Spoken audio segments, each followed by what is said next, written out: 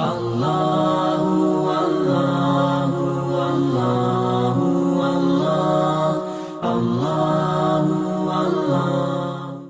اللہ الرحمن الرحیم۔ وَأَمَّا مَنْ أُوتِيَ كِتَابَهُ بِيَمِينِهِ، اور اس دن نامہ اعمال لوگوں کے ہاتھوں میں دیے جائیں گے، اور جس کے سیدھے ہاتھ میں نامہ اعمال دیا گیا، جو نیک لوگ ہیں ان کے سیدھے ہاتھ میں نامہ اعمال دیا جائے گا۔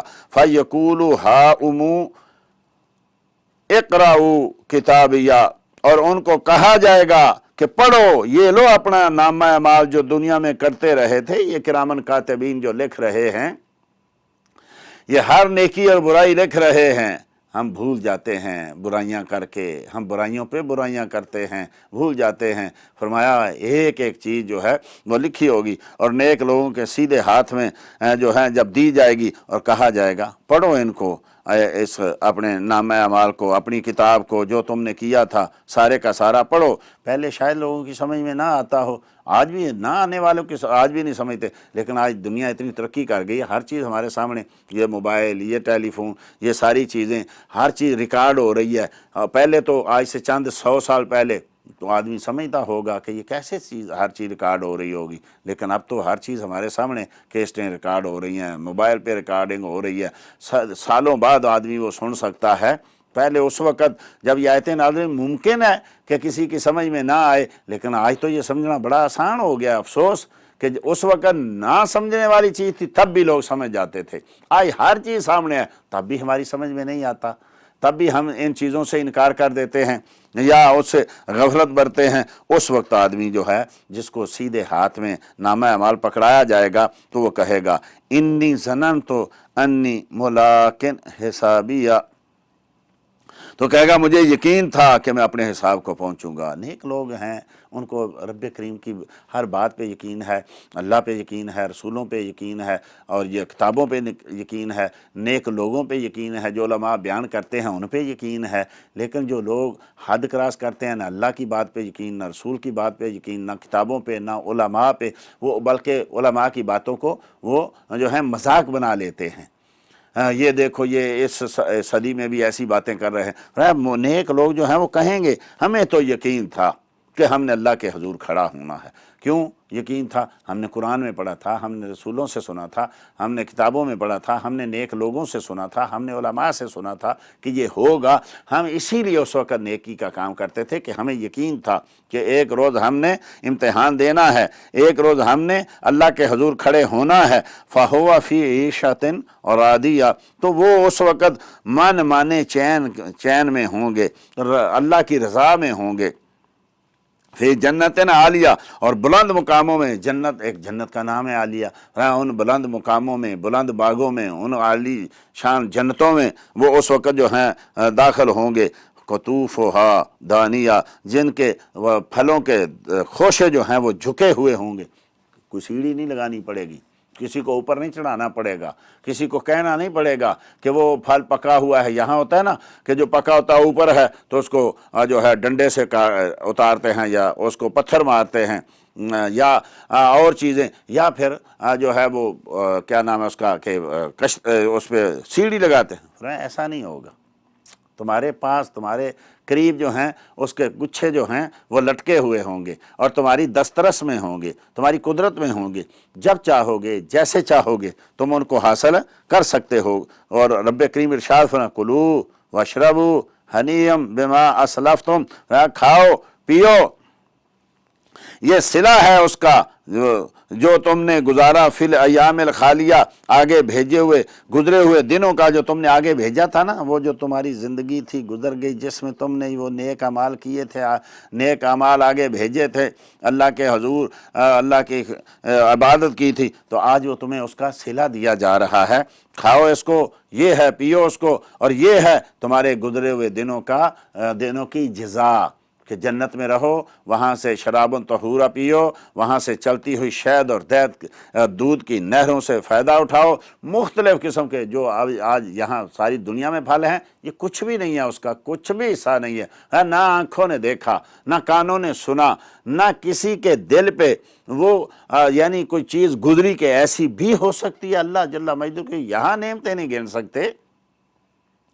یہاں آپ جائیں، ملکوں کو پھریں تو مختلف قسم کے پھل ہیں، آدمی کو پتہ ہی نہیں چلتا کیا سے کیا ہے، ان کے ذائقے مختلف، ان کے رنگ مختلف، ان کی جسامت مختلف، ان کے ہر چیز مختلف، لیکن وہاں اللہ اکبر، وہاں تو ایسی ایسی چیزیں ہوں گی کہ کسی کے نہ کسی میں نے وہ دیکھا، نہ سنا، نہ کسی قلب بشر پہ اس کا کوئی گمان بھی گزرا کہ ایسی بھی چیز ہو سکتی ہے۔ اللہ جل مجدہ کی نعمتیں اتنی بے شمار ہیں، اور وہاں یہاں بھی لا تعداد ہیں، سبحان اللہ، وہاں تو بے شمار، ایسی لا تعداد کہ آدمی سوچ بھی نہیں سکتا۔ وَأَمَّا أُوتِيَ كِتَابَهُ بِشِمَالِهِ، اور وہ لوگ جنہوں نے زندگیاں اپنی بے حیائی میں گزاری، اللہ رسول کی مخالفت میں گزاری، اپنی مرضی سے جنہوں نے زندگیاں گزاری، تو ان کو، اور وہ لوگ جن کو ان کا نامہ اعمال جو ہے وہ بائیں ہاتھ میں دیا، الٹے ہاتھ میں دیا جائے گا، فَيَقُولُوا يَا لَيْتَنِي لَمْ أُوتَ كِتَابِيَهْ، اس وقت کہے گا ہائے کسی طرح یہ مجھے کتاب نہ دی جاتی، یہ مجھے نامہ اعمال نہ دیا جاتا، یہ لکھا ہوا مجھے نہ دیا جاتا۔ ارے تجھے کیا پتہ نہیں تھا؟ جو بتانے والا کوئی نہیں آیا تھا، تیرے پاس کوئی امر بالمعروف نہی عن المنکر کرنے والا نہیں آیا تھا؟ ایسا تو ہو نہیں سکتا، اللہ کسی کو عذاب ایسے تھوڑی دیتا ہے، بغیر نبیوں کے بھیجنے کے، بغیر کتابوں کے بھیجنے کے، بغیر علماء کے بھیجنے کے۔ اس وقت کہے گا یہاں تو سنتا نہیں ہے نا، یہاں تو اس کے پاس وقت نہیں ہے قرآن پڑھنے کا، یہاں تو اس کے پاس وقت نہیں ہے حدیث پڑھنے کا، یہاں تو اس کے پاس وقت نہیں ہے اللہ کا ذکر کرنے کا، یہاں تو اس کے اتنے کام ہیں کہ سارے دن رات بے حیائی میں گزارتا ہے، اور گناہ پہ گناہ کرتا ہے، زیادتی پہ زیادتی کرتا ہے، ظلم پہ ظلم کرتا ہے، اور اس کو پتہ نہیں۔ لیکن جب وہ ہاتھ میں ملے گا اس کا نامہ اعمال الٹے ہاتھ میں، تو پھر کہے گا کاش مجھے یہ نامہ اعمال نہ دیا جاتا۔ وَلَمْ أَدْرِ مَا حِسَابِيَهْ، اور میں نہیں جانتا تھا کہ میرا حساب کتاب ہوگا، میں نے تو زندگی ایسے ہی گزار دی تھی، میں تو یہ کہتا تھا کون پوچھے گا یہ جہان میٹھا اگلا کس نے ڈٹھا، یہ تو میں تو ایسے زندگی گزار رہا تھا، مجھے یہ یقین ہی نہیں آیا۔ بھائی کسی کے پاس بیٹھتا تو یقین آتا، کسی کی سنتا تو یقین آتا، تیرے پاس کہاں قرآن پڑھنے کا وقت ہے، تیرے پاس کہاں حدیث پڑھنے کا وقت ہے، تیرے پاس کہاں علماء کی باتیں سننے کا وقت ہے، تیرے پاس جو ہے دین کے اوپر چلنے کا کہاں وقت ہے؟ تو نے اپنے آپ کو ان کاموں میں جو ہے مشغول کر لیا جس کا تجھے پتہ نہیں تھا کہ اس کا انجام کیا ہوگا۔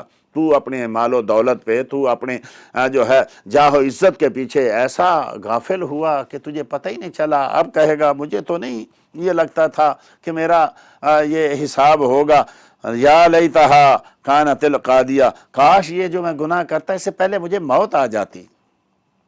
آج تو گناہ کرنے کے لیے لوگ کہتے ہیں یا اللہ تھوڑی زندگی اور دینا، میں اور تھوڑا عیش و عشرت کر لوں، اور تھوڑی بے حیائی کر لوں۔ اس وقت کہے گا کاش یہ جو میں گناہ کرتا اس سے پہلے مجھے موت آ جاتی، میں یہ بھی گناہ نہ کرتا، یہ بھی گناہ نہ کرتا، یہ زیادتی نہ کرتا، فلاں کے ساتھ ظلم نہ کرتا، فلاں کے مال کو نہ کھاتا، فلاں کے مکان پہ قبضہ نہ کرتا، فلاں کی عزت نہ اچھالتا، فلاں کے ساتھ میں یہ زیادتی نہ کرتا۔ اس وقت کہے گا کاش کاش اس سے پہلے مجھے موت آ جاتی، میں اس سے پہلے مر جاتا، تاکہ آج مجھے یہ سوالوں کا جواب نہ دینا پڑتا۔ ما اغنی عنی مالیہ، کہاں گیا میرا مال جس کے لیے میں نے ساری زندگی خرچ کر دی، وہ آج مال کہاں ہے میرا؟ آدمی لاکھوں نہیں کروڑوں، بعض اوقات اربوں لوٹ لوٹ کے لوگوں کا خون چوس چوس کے حرام کی کمائی کر کر کے ہم عقل مند بنتے ہیں۔ کوئی ایسا بچہ نہیں ہے جو اپنے والد کو سمجھائے، کوئی ایسی بیوی جو اپنے خامد کو سمجھائے، کوئی بھائی اپنے بھائی کو سمجھائے کہ میرے بھائی تو یہ کیا کر رہا ہے۔ آج دیکھیے ہمارے سامنے جو کچھ ہو رہا ہے، اربوں روپے کدھر سے آ رہے ہیں؟ تیری 16,000 تنخواہ ہے، تیری 50,000 تنخواہ ہے، تیری 1,500 تنخواہ ہے، تیری کوٹھی کدھر سے بن گئی، تیری یہ کاریں کدھر سے آ گئیں، یہ سب کچھ کدھر سے آیا؟ اب وہ کاریں وہاں کھڑی ہوئی ہیں، تیری کوٹھی بنگلہ وہاں کھڑا ہوا ہے، اور تیری دکانیں اور تیرے پلازے وہاں کھڑے ہوئے ہیں، تیرا بینک بیلنس وہیں کا وہیں پڑا ہے۔ کوئی کام آیا؟ کوئی وہاں رشوت چلی؟ کوئی ملک الموت سے تو نے کہا یا ملک الموت تیری مان گیا کہ اتنا مالدار ہے، اس کی بات ماننی چاہیے، اس کی سفارش ماننی چاہیے، اس کو 2-4 دن یا 2-4 منٹ کے لیے اس کو جو ہے تھوڑی جو ہے ڈھیل دینی چاہیے، اس کو کہہ دینا چاہیے کہ چل بھائی تو نے معافی مانگ لے، جن کے ساتھ تو نے زیادتی کی تھی، جن کا مال تو نے کھایا تھا ان سے معافی۔ فرمایا اس وقت کہے گا ہائے میرا مال کدھر گیا، آج میرے وہ کام نہیں ہے۔ یہاں تو آدمی کہتا ہے کیا ہے اتنی زمین خریدنی، ہاں بڑے پیسے ہیں لے لو، فلاں ظلم کرنا ہے، ہاں بڑے پیسے ہیں، قتل کرنا ہے کروا دو، اتنے پیسے لے لو، فلاں کو قتل کرا دو، فلاں کی عزت پہ ڈاکہ ڈال دو، فلاں کی دکان پہ قبضہ کر لو۔ بھائی مال و دولت ہے تو پھر اس سے ہمیں عائش نہ کریں، عیاشی نہ کریں تو کیا فائدہ ہوا؟ فرمایا وہ کیا ہوگا، حالکہ انی سلطانیہ، میری وزارت چلی گئی، میری صدارت چلی گئی، میری چودراہٹ چلی گئی، میری وہ تھانے داری چلی گئی، میں تو ملکوں کا مالک تھا، میں شہروں کا مالک تھا، میں دیہاتوں کا مالک تھا، میں اتنے جو کوٹھیوں کاروں کا مالک تھا، میری وہ کاریں وہیں کی وہیں کھڑی رہ گئیں، میرے وہ بنگلے وہیں کے وہیں کھڑے رہے، میں تو حکم دیتا تھا، وہ آگے پیچھے میرے ملازم بھاگتے تھے، میں ملک کا صدر تھا، میں ملک کا وزیر اعظم تھا، میں وقت کا گورنر تھا، میں ڈی سی تھا، میں اے سی تھا، میں چودھری تھا، کہاں گئی میری وہ سلطنت؟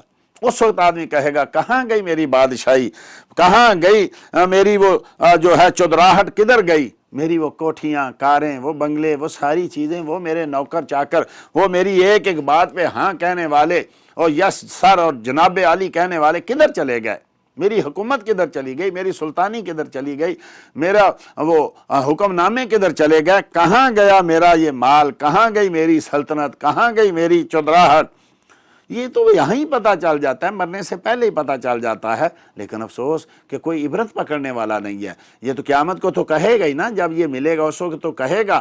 یہاں کیا رب کریم جب آدمی بوڑھا ہو جاتا ہے، جب وہ ریٹائر ہو جاتا ہے، جب بچے بھی اس کو ایک چھوٹی سی کوٹھری دے، وہاں اس کو نہیں آتی ہے، اور پھر بچے نہیں دیکھ رہے کہ یہ جس نے اتنا ظلم کیا آج کس حالت میں ہے، دوست نہیں دیکھ رہے، لیکن افسوس کہ اس کی لاش اپنے ہاتھ سے اٹھاتے ہیں، اپنے جنازے پڑھتے ہیں، اپنے کندھوں پہ اٹھاتے ہیں، دفن کر کے آتے ہیں، لیکن چوتھے دن پھر وہی ظلم و ستم شروع ہو جاتا ہے۔ کوئی ایک بچہ نہیں ان میں سے کہتا یار میرے والد نے اتنا کچھ میرے چچے کا کھا لیا، میرے فلاں کا کھا لیا، ہمسائے کا کھا لیا، اس کو واپس کرو، آج وہ قبر میں عذاب جھیل رہا ہو۔ نہ، کوئی ایسا نہیں ہے کہ بھئی لوگوں کو آواز دے۔ ہاں بعض اوقات یہ ضرور ہوتا ہے کہ لوگ جو ہیں جنازے پہ اعلان کرتے ہیں، کسی نے کچھ لینا دینا ہو تو بتاؤ، تو جو بتائے تو اس کے دشمن ہو جاتے ہیں، اس نے ہماری بےزتی کر دی ہے۔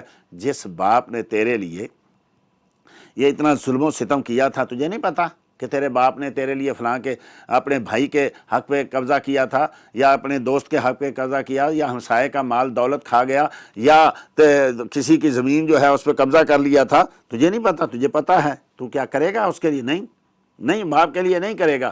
وہ گناہ اٹھا کے چلا گیا، اب پیچھے کما کون رہے ہیں، اس کا فائدہ کون حاصل کر رہے ہیں؟ بچے حاصل کر رہے ہیں۔ لیکن فرمایا اس وقت پھر کیا ہوگا؟ جب ہر طرف سے آس ٹوٹ جائے گی، جب پیچھے کوئی اس کو دعا مانگنے والا نہیں رہے گا، جب ظلم و ستم ہی اس کا ہر طرف جو ہے خون بن کے نچل رہا ہوگا، تو اس وقت کہا جائے خذوہ فغلوہ، فرمایا پکڑو اس کو اور توق ڈالو اس کے جو ہے گلے میں۔ فرشتوں کو حکم ہوگا پکڑو اس ظالم کو، اور فرشتوں ان کے گلے میں توق ڈالو۔ وہ لوہے کے بڑے بڑے یا لکڑی کے بڑے بڑے توق جو ہیں، نہ ادھر ہل سکتا ہے سر نہ ادھر۔ یہاں بھی اللہ معاف کرے ہم سب کو، اللہ ہم سب کو تندرستی عطا ہماری زندگی میں۔ یہاں نہیں، ہم کتنے لوگ ہیں جن کے گلے میں یہی توق پڑ جاتے ہیں، جو رب کے سامنے جھکنا نہیں جانتے، جو سجدہ کرنا نہیں جانتے، جو ظلم و ستم میں پھر رب کریم ہمیں بعض اوقات یہاں بھی دکھا دیتا ہے۔ یہیں ڈاکٹر کہتا ہے جی اپنے گلے میں یہ چیز ڈال لو، کیونکہ تمہیں نہیں ڈالو گے تو یہ ہو جائے گا۔ ہم نے کئی لوگ ایسے دیکھے، آپ لوگوں نے بھی دیکھے ہوگے، ان کے گلوں میں یہیں وہ ڈالے ہوتے ہیں۔ یہ تو بغیر وزن کے ہیں نا، وہاں تو وزن والے ہوں گے، وہاں تو لوہے کے ہوں گے، بڑی بڑی لکڑیوں کے ہوں گے۔